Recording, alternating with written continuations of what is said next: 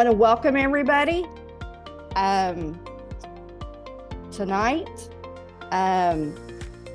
Welcome back to season 10. It's call. I'm Deborah Ingalls from season 9, and we are taking over tonight. We are so excited to be here. So before we get started, let's jump on the scale and see how you all did last week.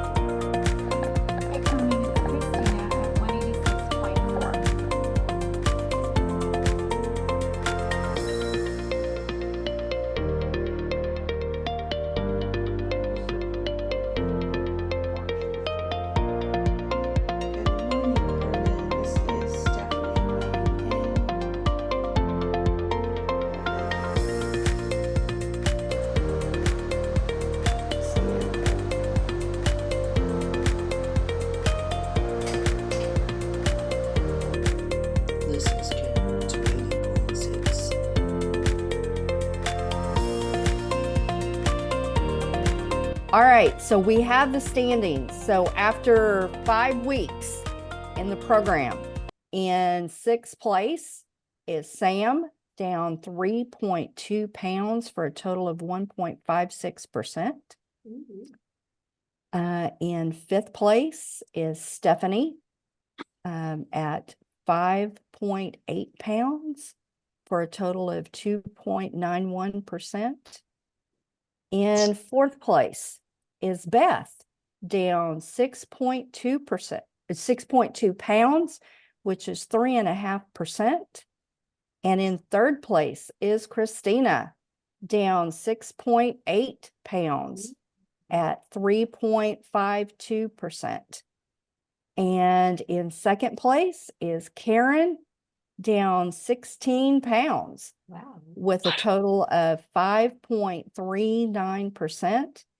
And in 1st place, Cliff, down 17.2 pounds for a total of 8.1%. Congratulations, everybody, on your standings this week. And we have a new decade this week as well. Cliff has reached Wonderland. Woohoo! And on another big note, we have a big celebration that I understand, that has been a long time coming. And that goes to Miss Beth. Beth, congratulations on your promotion at work. Oh, thank you. You are most welcome. We want to celebrate all of the wins with you guys, including the non-scale victories. So congratulations again. Moving right along, we're going to jump into our weekly topic. And this week, we are going to be talking about the gray zone. So what is the gray zone? So I went to the knower of things, Mr. Google, and Google defined it as the space in between peace and war. I found that to be an interesting definition. But when you choose to not be fully committed to the plan, and you choose to seek comfort and resist change, it leads to a cycle of frustration and guilt, which can hinder your progress. The gray zone, it can look like not measuring. It can look like guesstimating with the rationale that, yep, that's close enough. Forgetting to check in, also not making it a priority. And it shows up in your results. And it might not right away, but eventually it always will. You may not be there yet, but if we're not careful, we all end up there at some point in some way. So understanding and overcoming the gray zone, it's crucial for your success in this transformational journey. So our team tonight is going to speak to you on the gray zone, the different aspects of it, how to recognize it, how to face it, how to strategize for it, and how to overcome it. So as your host, I have the honor of presenting this incredible group of ladies to you. These women are breaking barriers, they're smashing challenges, They're kicking the status quo to the curb and paving the way for their families. So up first is Miss Laura. Miss Laura is incredible. She's killing it in this program, and I can't wait to hear from her. Miss Laura, you're up. Thank you. With keeping in mind with the gray zone, I mean, I feel like that was a good definition of being kind of in between and kind of yo-yoing and just not being 100% either way. For me, in my past diet experience, either I am one of those people, I'm 100% on plan, or I'm 100% off plan and I have rolled down the hill and I am just doing whatever. I feel like I don't either enter the gray zone. Either I'm on plan or 100% off. So I definitely have been on plan, and I feel like this group of ladies, we are a whole group of women. You guys have Cliff. You guys got one guy. They definitely help keep me on plan. And so one thing I was just gonna really try to focus on is keep using all the tools that we have at our access, especially while you're in this focus phase, especially while you guys are meeting weekly and checking in daily. Definitely use this group. If you need ideas for kid-friendly meals, somebody might have those. If you're traveling and you're like, what can I carry through the airport? And with this group, there's no bad questions. So, I mean, keep asking questions. I'm getting bored with these because I feel like what I kind of did in the beginning is I found a few meals that I liked and kind of made them over and over, but I don't want to eat those 2 or 3 meals the rest of my life. So definitely getting some meal ideas from other people in my group, and it's kind of getting more variety. Variety is always good. And so, weight loss, I've heard it over and over again. It's emotional. So we need it's just to keep supporting each other through this process. Um, so while I was traveling, don't guess whether, can you guys hear my cat in the background or no? Oh God, he is like at my feet meowing away. I was just wondering if you could hear him. So while I was traveling, I was like, I wasn't sure if like some foods were on plan. So, I mean, I feel like if you have a smartphone, Google it. I was like, can I have an oyster? I don't know. It seems like a clean protein. Can I have peel and eat shrimp? I was in a warmer climate. So, I was, had some fresh and some foods that I just don't have available to me readily here. And be intentional of what you're picking. And then again, we've heard this over and over again. The containers work. Keep using the containers. Keep measuring out your foods. Just try not to keep eyeballing it. If you're traveling, you can take them with you if you forget them. The fruit and the vegetables, they're both 1 cup. I mean, get the measuring cups out of the cupboard if you forget your containers. 98% of the population will quit when things get tough, when they get hard, when you're on week 5, when you're on week 8, some of the excitement starts to wear off. And you definitely just want to stay out of the gray zone and stay focused. And if you follow the plan, you will definitely all have success. When we are on target, when we are in the zone, it takes thinking. And thinking is a lot of work. So for me, when I get lazy, I just let my mind go to automatic, and that is not healthy. That is not stretching it. So if we are not all in, we have mental laziness, and it will carry over into all works of our life. So some of the things that we can do is, obviously get in the front of the vision, look at your vision again. And this is an example of where so often when we don't keep the vision in front of us, when we don't have a big enough reason why, and when we lie to ourselves, that's when we get off track. And that's when we go to, like we did all the other years. Like for me, if I get bored, I will listen to another self-help video. I will read another book. I will go to another conference. I will do anything but just freaking doing it. And so I literally, even today, I was like, Susan, you are going to do the work. You have a list. You're going to do the work, not busy work, but productive work. And when I force myself to sit still, because we are so surrounded by noise and social media and television and everything, We do not know how to sit still anymore. When was the last time you sat down and just try it for 5 minutes? I challenge you. I thought I could do it, and whoo, it took everything I had. You just sit down for 5 minutes and you just think. Don't let your mind wander, but you think. So I am a big, I love my quiet time, and I do a lot of journaling.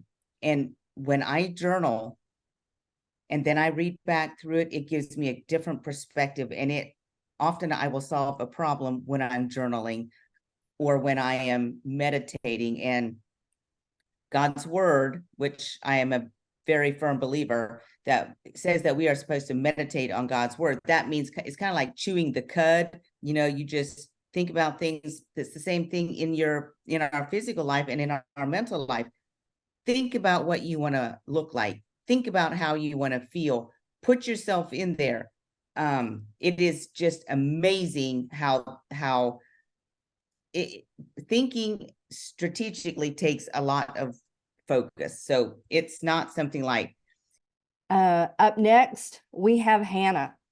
Hannah, she is a powerhouse. She keeps us all on track, and I know you're going to be excited to hear from her tonight. Hannah? Thank you, Deborah. Thank you, Deborah. It's so good to be back with you all tonight. And I'm really excited, and I actually get to build on something that Susan was just sharing with us about, and I want to dig in a little bit deeper on vision. And so Carmen asked each of you to set a specific weight goal, that exact number on the scale that you're aiming for. So I'm really curious, quick show of hands, how many of you actually set a specific number? Okay, I see hands. I see hands. Awesome. That's good. That's good. So I'm really proud to see so many of you raising your hands, because a lot of times when we're starting out on a journey like this, it's really easy to fall prey to setting a range, right? Like, well, I want to be between this number and that number, rather than setting a really specific number that you're going for. And just this last week, you all had a chance to pick out goal outfits. So if you're being honest with yourself and with us, did you play it safe in what you picked out, or did you pick what you'd really want to wear? Quick show of hands again. How many of you picked what you really want to wear? Yeah. Okay, great. I love it. I love it. So those are some examples of living in the gray zone when it comes to your vision. So as we've all heard Carmen say, nothing becomes dynamic until it becomes specific. And as someone who is overweight, I know that it's really hard, even scary, to get specific about what our goal body will look like, either because it feels like an impossible goal or because we're afraid of trying and failing again. And so we don't want to get our hopes up too high. And so I feel like there's really two types of gray zone with your vision that's based on what your personal journey and your personal experience is. So I want to speak for just a moment to each one. So the first type of gray zone is for people who are trying to get back to where they used to be. So whether you were at your goal weight as a young adult or maybe before having kids, I'm talking really to the person here who was a healthy weight for at least part of their life and can picture what their body looks like then. So depending on how long ago you were that weight, you have to know that you won't have the body of an 18-year-old as a 30 or 40 something, right? So while it's great that you have that mental picture to inspire you, I encourage you to not rely on that mental picture as your vision, because it's not realistic for you today, right? You're losing weight and getting healthy and getting fit, not turning back time. So you can definitely set yourself up for success, though, using that mental picture in your mind by making it better. Because how many of you, when you were at your goal weight, how many of you were actually fit at that time? I think a lot of people maybe end up there because they were skinny or they were just always petite, but chances are you weren't working out 6 days a week then, right? If you were, kudos to you. But how will your body look when you are working out 6 days a week, when you are having toned and defined muscles, right? That's going to be different than what you may have looked like as just a skinny or a petite young person. And then I want you to remember that your vision is much more than how your body will look. It's also how will it feel to be fit? How will it feel to play on the floor with your kids more or your grandkids or to keep up with them at the park? Will you be that mom or dad who's hiding behind, well, I guess not a dad hiding behind a bathing suit cover up, but will you be that mom hiding behind a bathing suit cover up at the beach or the mom in a bathing suit playing in the water with her kids or grandkids? Will you be training for a 5K or a marathon? So that's a few ways that you can, if you have already been your goal weight before, a few ways that you can build upon it to get really specific and get out of the gray zone when it comes to your vision. Then there's people like me who have spent their entire lives overweight.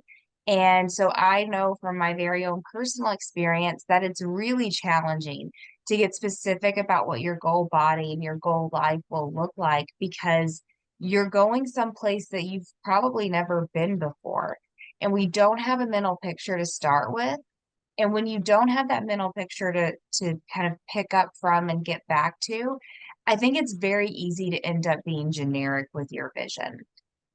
And that's where it becomes really possible to fall prey to those ranges that I mentioned, like that range of I want to be between this weight and that weight, or I want to lose between 50 and 60 pounds, right? We never want to get specific when we don't have any idea of where we're trying to get to.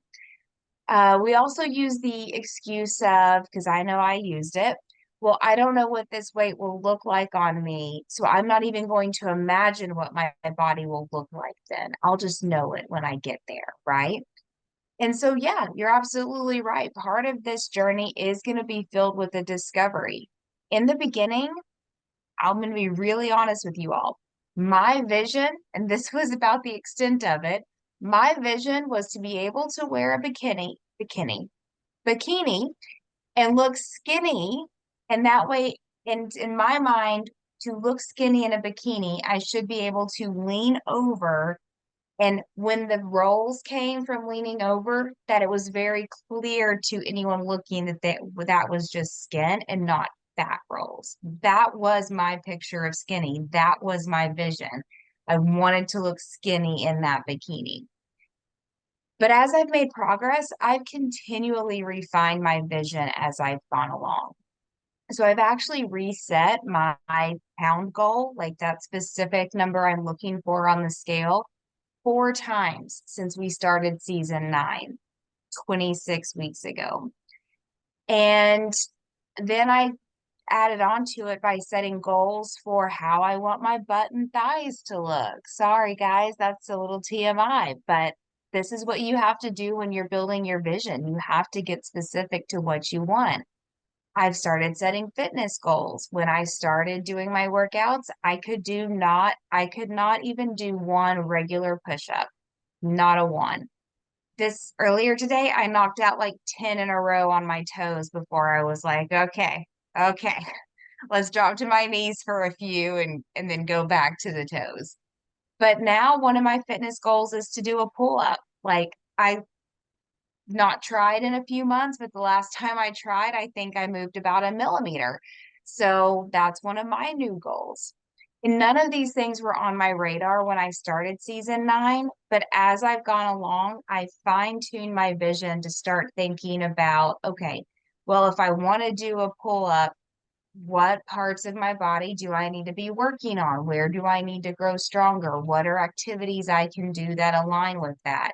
If I want my butt and thighs to look better, what do I need to be doing? Maybe a few more booty exercises, right? So I know that Carmen has already talked to you all about vision, but I really think it's one of the hardest concepts for us to fully understand and to fully take ownership of because it is a little bit scary and it is full of gray zone traps. So I want you to know that one of the biggest dangers when it comes to gray zone and being in the vision with being in the gray zone with our vision is either not having a fully flushed out, detailed vision or relying on an old vision. So I encourage you to schedule time at least once a month to think about how far you've come, where you want to go, and if you need to make any changes to get there.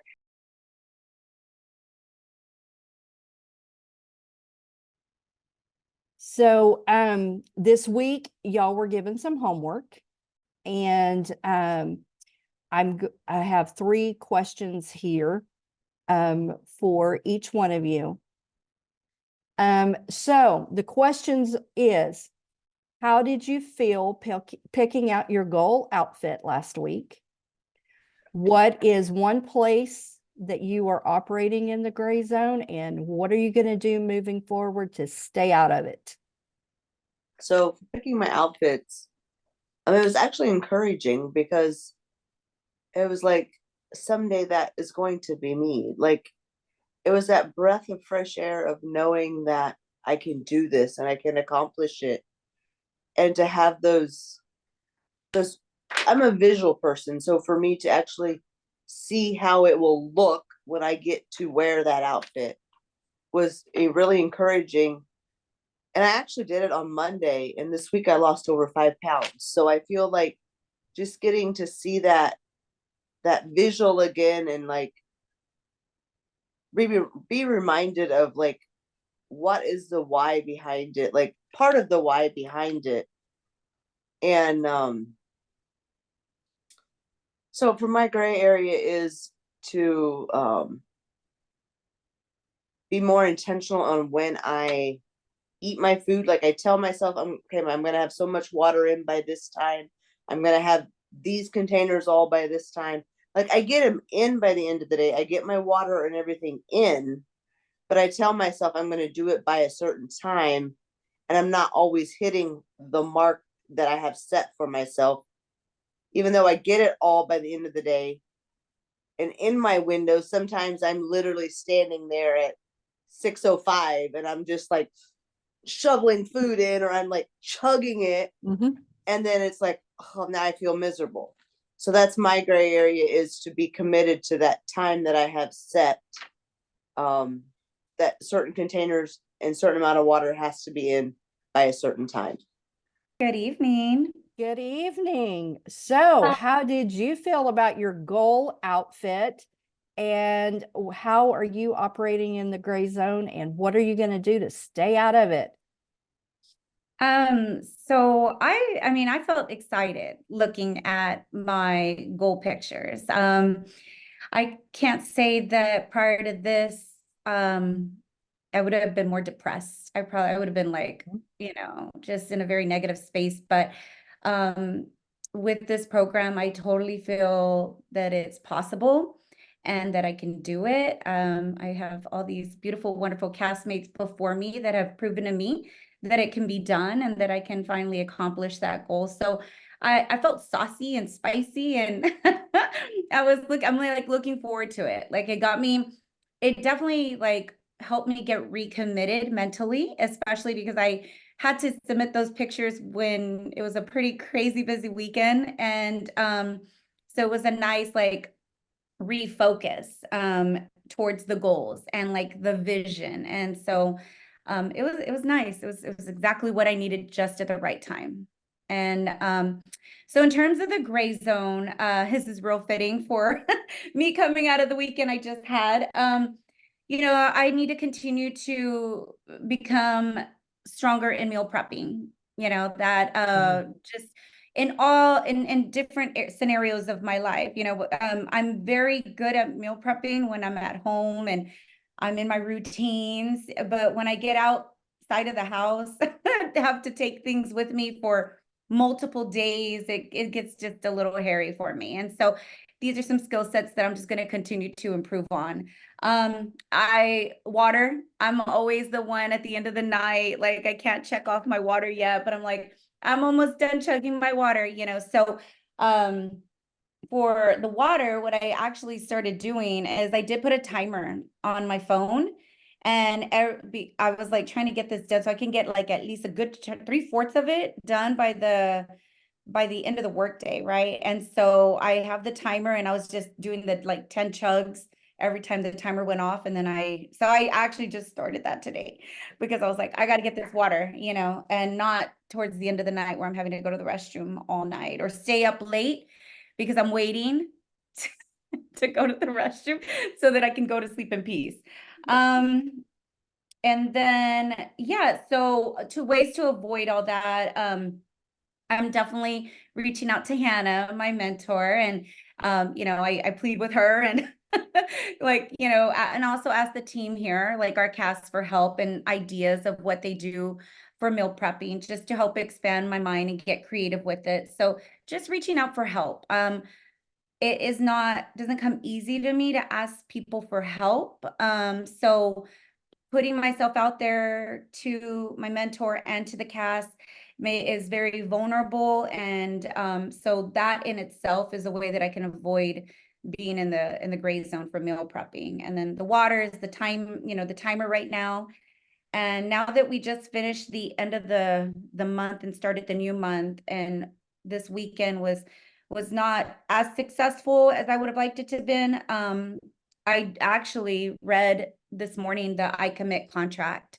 I have it on my fridge, and so I go there and I read it every time I feel tempted or something looks delicious that's not in my container, area. So I have that in front of me, and that's helping a lot as well, just to reread the commit contract. So I really enjoyed picking out my goal outfits. I picked out way too many and then went through them with my husband and son. And that was fun. And so what I ended up submitting, I did shorts that my husband told me I already wear. And I said, no, these are short and the shirt's tucked in. Anyway, I was very excited about that. I had a work outfit that I liked, and then I had some fancy dresses. My husband taught me into submitting a sundress that I absolutely look forward to wearing. I love it, but it was nice to be able to involve them in this process, and so it was really fun. Gray area, yikes. So a couple of things, but they're related. The first is I measure and I guesstimate. So I'll start, because I meal prep for the week. And so I'll start off measuring. I'll fill the container and then I'll fill a baggie. And by the time I get to day probably 3, I'm guesstimating. And it took me about this much of a handful to fill that container. So this much of the handful is going in the bag. And so I will be using the container throughout my meal prep. And then the other thing, and it is related, I've been meal prepping on Sundays, and what I did yesterday was I meal prepped earlier in the day because I figured out the hard way. It took me several weeks of doing it, that it took me many, many hours, and I was up late on Sunday nights. And so I was so proud of myself for meal prepping earlier yesterday, but I was exhausted. And so my mentor talked to me this morning about prepping on Saturdays, and that is something I will do this week and see if that helps also. Hi, everyone. Hello. Hi. So I really enjoyed picking out my outfits this week, and I definitely surprised myself. Previously, I would have picked something to hide myself, like long sleeve shirt, pants. But I actually chose a really cute workout outfit that I'm really excited to wear someday. I picked a long, flowy, like floral dress that I really love. That it would show a little bit of my stomach, and then a long skirt with like a cute crop top, which is something I would have never picked before, but I'm happy I'm working towards that. And it's really nice to visually see like where I'm going and what my goals are and where I'll be. And then one gray area for me is also water, because I always get my water in, but my day is always crazy, I shouldn't make it an excuse, but my day is always crazy. So sometimes, depending on my schedule is, I'll chug all my water in the morning. I'll go hours without drinking anything and I'll chug the rest. Or I won't drink anything all day and I'll chug it like before I go to sleep. So over the weekend, I did buy a new water bottle and it's a 1/2 gallon. So hopefully I can just bring that around with me and carry it around with me at work. And that'll remind me, like, I need to drink this while I'm at work. Yeah, so. Well, I had a lot of fun browsing and looking at different photos and sort of just imagining, because right now I'm becoming very, very pregnant. So just imagining having a really, trim waist again. And I loved it. I picked, kind of like things that really would show the waist. Because I've always been a little bit boxy in my midsection. So I'm hoping that this time around, getting down to where I would like to be, if I'm fit, I'll have a little bit more of a defined waist. And then as far as the gray zone, when I'm struggling and I'm feeling upset, it's so hard for me to talk. I sort of, and this isn't just like with this group, it's with my life. And my husband will tell you too, I just kind of shut down. So I really need to work on that. So I think what I might need to do is I need to go back to, because I do my workout around like 9 or 10 in the morning. But I get up at 5 getting kids ready for school and life. I should just go back to doing a first thing in the morning Marco Polo, just so I've started the day, reaching out and saying hi to everybody. I feel like I did a lot better when I would do that. So Yes, that reaching out and communicating with your teammates so that they can help support you.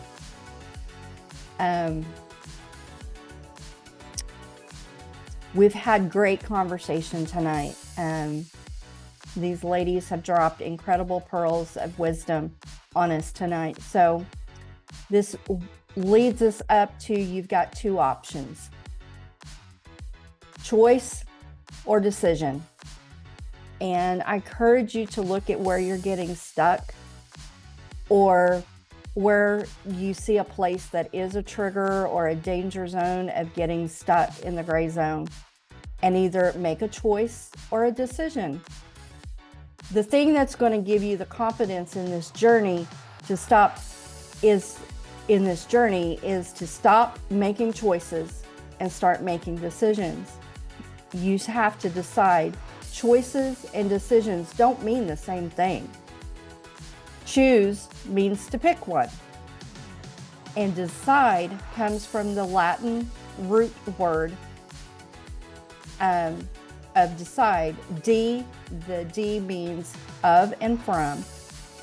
Side means to cut. So when you make a choice, you pick one. But when you decide, you cut yourself off from any other possibility other than the one you've decided on. Most people don't make decisions. They make choices. So tonight, these ladies have shared with you great wisdom, and our fearless leader, Carmen, has been pouring into you proven strategies. And as we go through this program and continue to learn and to take the information, let's decide to act upon it, because the knowledge without action makes us an encyclopedia.